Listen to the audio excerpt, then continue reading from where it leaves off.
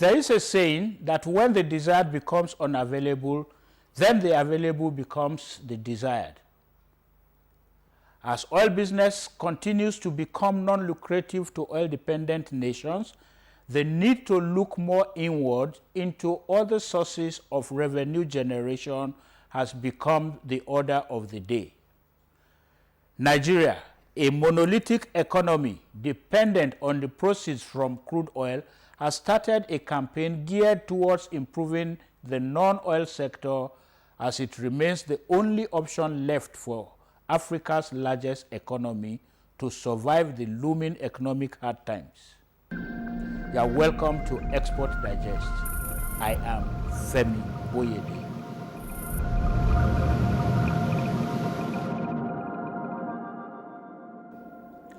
This week, we continue with our discussion with the Executive Director of the Nigerian Export Promotion Council, Barrister Segun Awolowo, on some of the plans of the agency at developing a zero-oil economy for Nigeria. No nation depends on one source of revenue if it hopes to create a sustainable economic development and a future for its citizenry. Countries like Malaysia, India, Singapore, and even Kenya have all grown and sustained their respective economies through non-oil exports. Our vision at the Nigerian Export Promotion Council is to promote non-oil export as the key driver of the Nigerian economy through strategic diversification of the economy from oil to non-oil. NEPC is strategically positioned to do more through our action plan on 13 national strategic export products, Zero Oil Plan, the One State, One Product Initiative, and the Nigeria Diaspora Export Program, which are needed pillars of success in our National Industrial Revolution Plan. Investing non-oil export business and reap bountifully. Export business guarantees a prosperous future through inclusive wealth and job creation. Join hands to make Nigeria one of the top 20 largest economies in the world. Export business, tomorrow's business. For further inquiries, visit our website on www.nepc.gov.ng.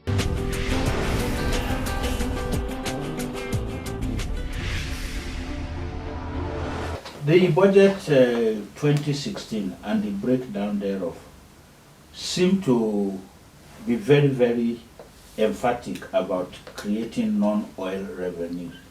But the non-oil revenues seems to be focusing more on tax, which is internally generated. What is the NEPC with the mandate to actually replace oil as the major foreign exchange earner? What is your reaction to this, and how are you collaborating with other relevant agencies? So I think it needs a little bit of a correction.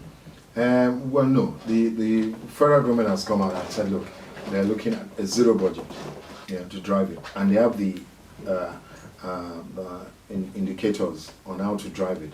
And the first indicator on that is diversification. So they know we need to diversify. So you bring out programs, activities. It's going to be an activity-based budget. Bring out programs and activities that will drive this. The key, number one there, is diversification. So we're properly suited and ready, to drive programs under this. And you talked about, yes, they need to generate revenue more. And we haven't even been looking inwards too much on taxes. So we need to, the government has recognized the need for that. We can actually raise some revenue, non-revenue proportion. So government is looking for revenue left, right, and center. Because I'm telling you, an economy that has lost 30 billion, you need to sit up, pick up, and there is no sleep for Mr. President. Yeah, the Minister of Solid Minerals, Dr. Kayode Fayemi, in his media briefing, did talk about the huge potential of the solid mineral sector. Again, we have had this 10 years, 20 years ago. But the most important thing is that I say yes, we're extremely late for the party, but thank God we've shown up. So now, for instance, under solid minerals in the Zero Oil Plan, we looked at gold. Gold is being traded internationally annually $400 billion. Now, for gold, we didn't even use our 5% rule. What we used was the 0.5% rule, because we are saying We don't know the quantity yet and the varieties of what is being traded. But just 0.5% of that, we earn $2 billion.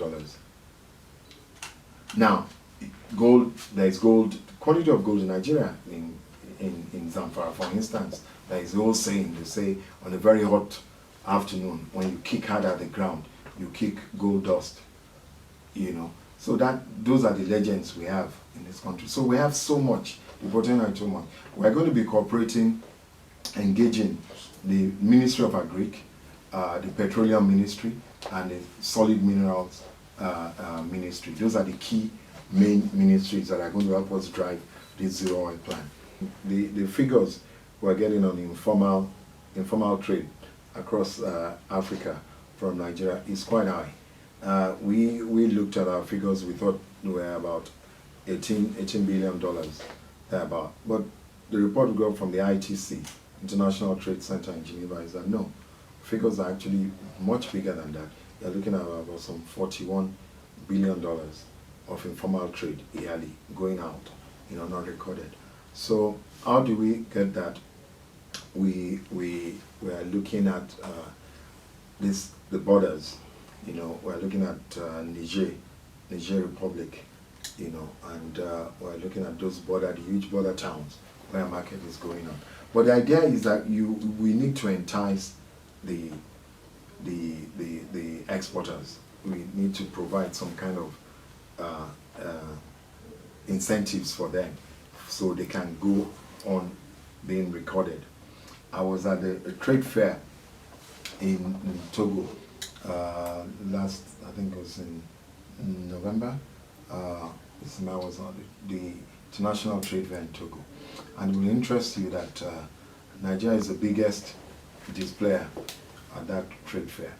And all our goods are going from there, it's a hub, into Burkina Faso, all the interland countries, landlocked countries in Africa.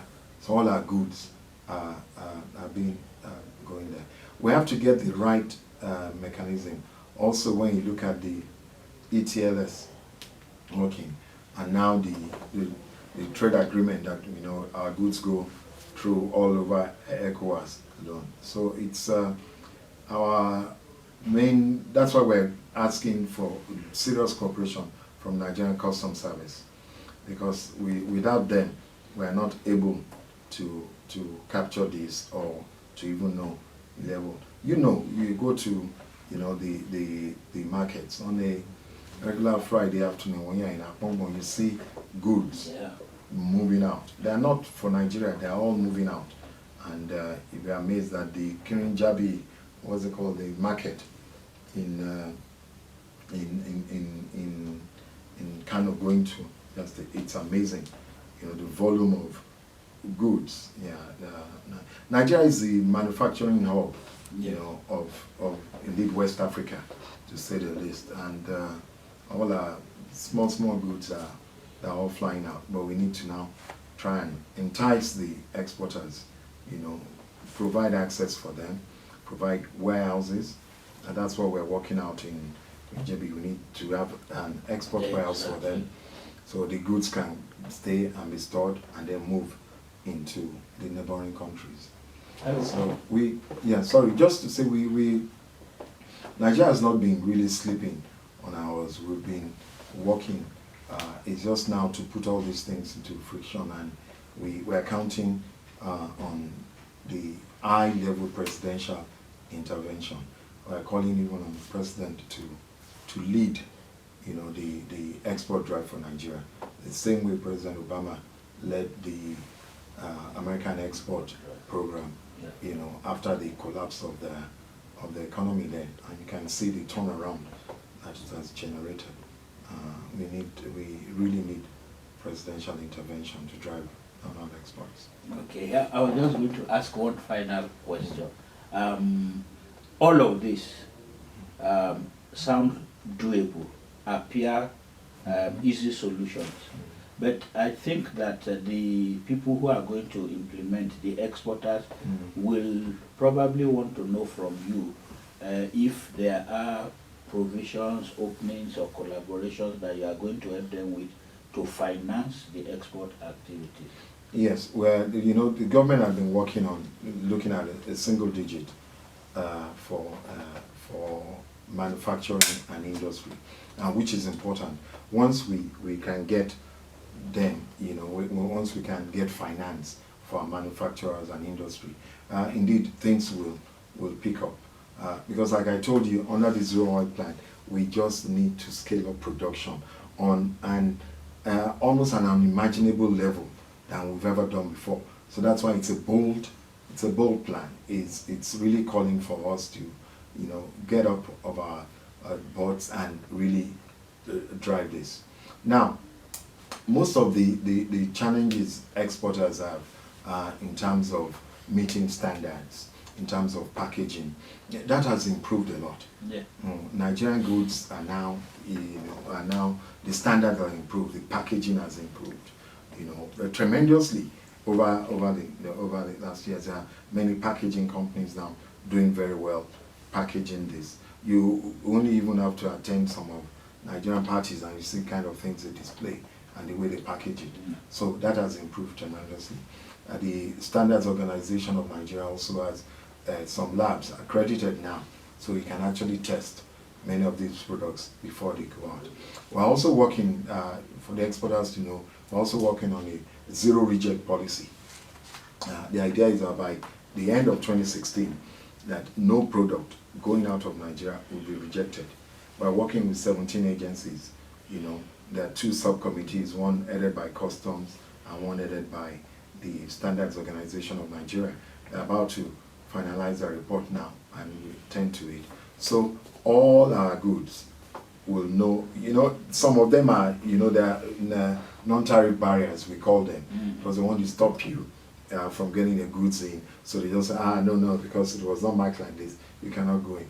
So we have to be prepared. We have to be able to get it right and sell our goods. So we're working on that as well. I don't know why I just fell in love with what 000. Yeah. Oh yes, because other countries will say zero tolerance policy for oil and zero rejects Yes. for Nigerian products.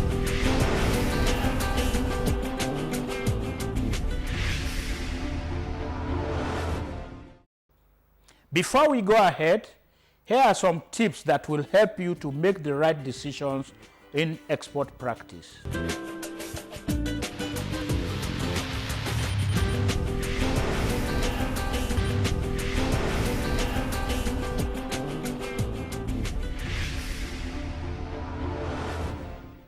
This week, Export Digest spotlights an entrepreneur who has been engaging in capacity building of young entrepreneurs in the country. Obinna Urakwa is the team lead at Grand Renaissance Limited. He leads us into some of the activities of his organization at building the capacity of young entrepreneurs in the country. He believes that human capacity development will reduce dependence on government as more individuals will create more businesses.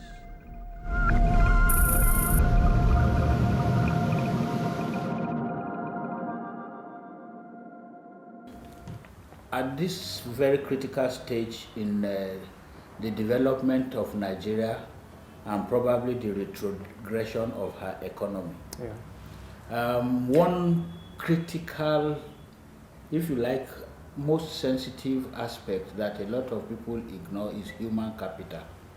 In fact, some economies are said to be built on human capital. If you go to Singapore, for example, and you ask them what resources they have, they say they don't have petroleum, they don't have gold, but they have human capital. And therefore their number one resource is human capital. That's your industry. Definitely. That's exactly the reason why we're here today, to first commend you on what you have been doing so much in developing human capacity in Nigeria, and to hear from you how it's been, the role of human capacity development, the challenges in human capacity development, the niche and every other thing that you think useful to us. Useful to us. Okay, we count it a rare privilege to be considered for featuring on your show. Human capital development is at the heart of it all. Yeah.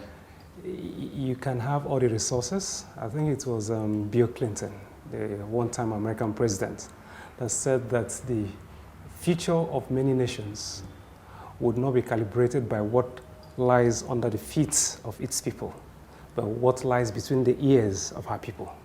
Information is power. And my people, I use a lot of proverbs. My people would say, he who has people is greater than he who has money. The smartest thing any person can do is to grow his human capital. If you run a company, grow your human capital, then you can go to sleep. Now, the best thing to do usually would be to set up a system to grow the leadership qualities of the people under you. Create delegation powers, create all of that. It does not mean you abdicate responsibility, but you can sleep a little easier knowing that you give an instruction and the people know what to do and they can run with it.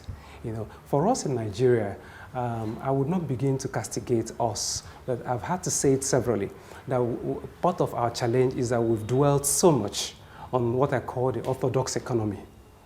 Now, I'll be blunt to tell you that we believe strongly in the human capital development community, that when the British came here, they were supposed to give us 3 intelligences. They gave us administrative knowledge, gave us academic knowledge, but we suspect they did not give us financial intelligence. Now, with financial intelligence, you are able to rise above reliance on natural products, on crude oil, on just primary products. And even several years, over 55 years after independence, we still export primary products. Many economies like Singapore, if you've read from third world to first, people and you will tell you, for 35 years, they imported nothing. They built their capacity. What they did was human capital development. At a point, they took about 100 youths and sent them abroad, and they understudied the technology of the West and brought them back. They went to companies that were already in Singapore and asked them what they needed, and to stop them from flying broken down machines abroad and having downtime of over 6 months. Those companies told them that they needed the technical capacity of the citizens of Singapore. And what did they do next? They trained them and put it in their curriculum. To learn technical expertise. We had the opportunity to do that when we created Yaba College of Technology and when we had the UI as far back as the 1940s. But at some point, we lost it, maybe because of the oil boom. But I think we're beginning to realize that now with the graduate internship scheme that we're trying to do with the government, and I believe it's also part of the budget here. If you look at Japan, the Japanese emperor at a point realized that the West was doing so well.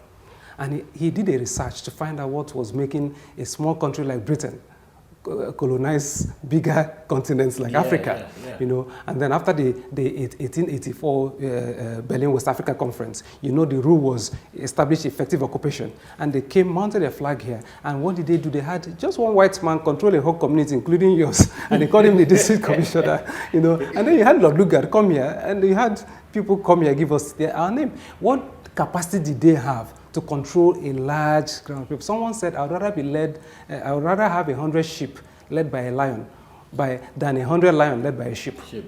It's about the quality of intellect, the quality of leadership qualities that they have. So for Japan, the Japanese emperor understudied the West and found out that what they had was mental capacity, their cranium. And what he did was to commission what he called the Iwakura mission. I heard this from the Vice President, Professor Yemi Osinbajo, when he came to speak my faith-based body, that the Iwakura mission, which you can Google and find out, was meant to groom Japanese young people to go out there and learn the technology of the West and bring it home and domesticate it.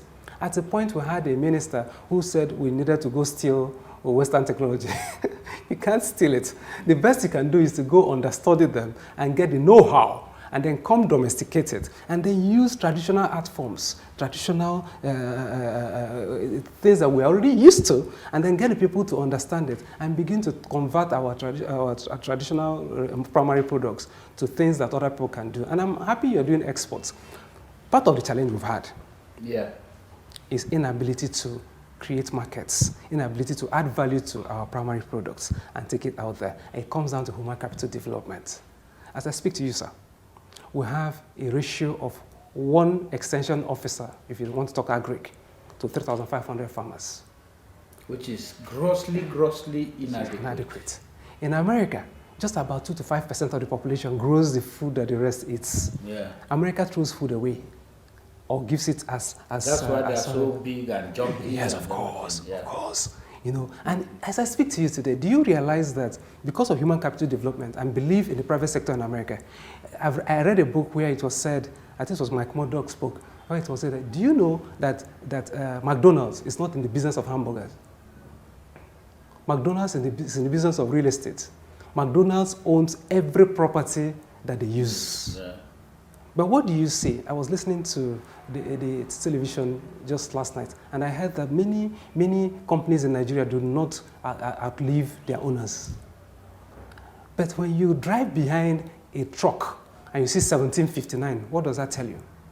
That is Guinness. Yeah. When you see light in your parlor, what does that tell you? Thomas Edison invented something which his family is eating from. That's patent and trademark. But I also hear that the pounded yam machine was invented by a Nigerian, was sold for 3,000 naira in 1973, and we lost it to the Japanese. Today, check your house. Your wife has the pounded yam machine. At the back of it is made in Japan.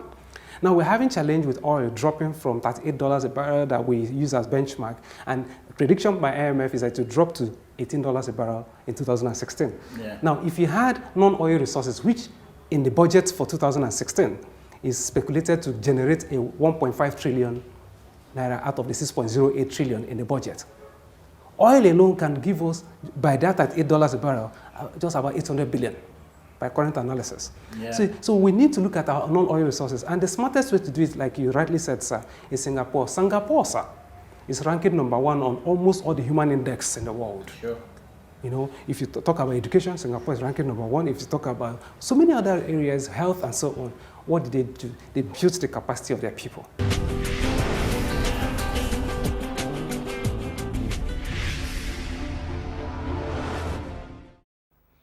Developing local human capacity, no doubt, will help to improve businesses in the country. But then, for any business or product to gain international acceptance, it must first be acceptable locally. The onus, therefore, rests on all Nigerians to promote our locally made goods to the highest international standards, not leaving the role of quality production and service delivery on the part of the indigenous business owners. No nation depends on one source of revenue if it hopes to create a sustainable economic development and a future for its citizenry. Countries like Malaysia, India, Singapore, and even Kenya have all grown and sustained their respective economies through non-oil exports. Our vision at the Nigerian Export Promotion Council is to promote non-oil export as the key driver of the Nigerian economy through strategic diversification of the economy from oil to non-oil. NEPC is strategically positioned to do more through our action plan on 13 national strategic export products, Zero Oil Plan, the One State, One Product Initiative, and the Nigeria Diaspora Export Program, which are needed pillars of success in our National Industrial Revolution Plan. Investing non-oil export business and reap bountifully. Export business guarantees a prosperous future through inclusive wealth and job creation. Join hands to make Nigeria one of the top 20 largest economies in the world. Export business, tomorrow's business. For further inquiries, visit our website on www.nepc.gov.ng.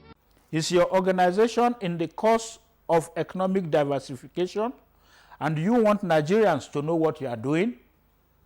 Then contact us on the email address and telephone numbers on your TV screen right now. You can also go onto our website at www.femiboyede.com to watch any of the episodes of this program that you may have missed. That is the package on the program this week. Join us next time around for another episode. I am Femi Boyede. That's it. Bye for now.